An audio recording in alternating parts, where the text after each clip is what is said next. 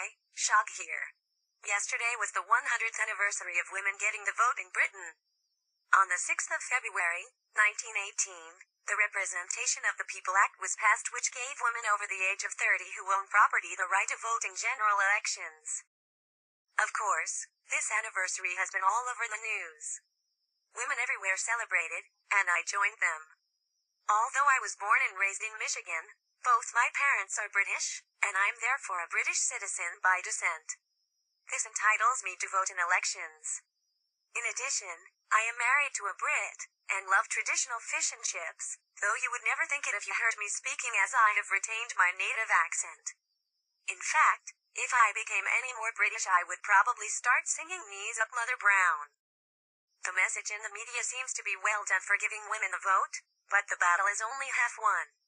Harriet Harman, the former politician, for example, writing in The Independent, says it is painfully obvious how much more work there is to be done. In The Guardian, 100 politicians and campaigners were asked to reflect on the anniversary. Obviously, their comments were in favor of women's voting, but very vague and woolly on the future.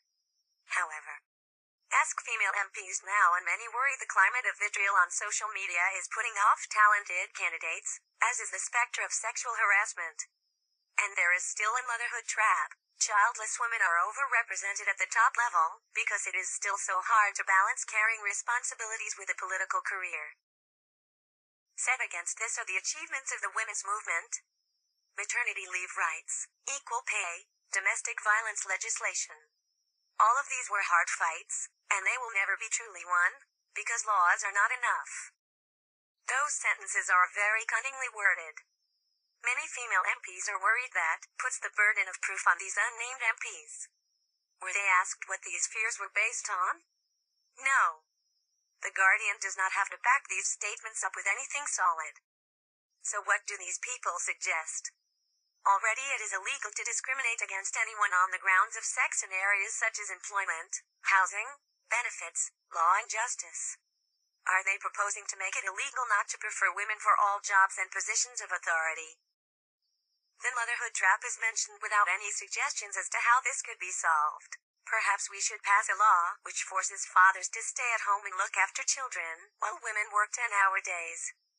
Women are less common in high-level positions in companies and establishments, a fact which is often pointed out without stating that this is almost entirely due to the fact that women make different life choices to men.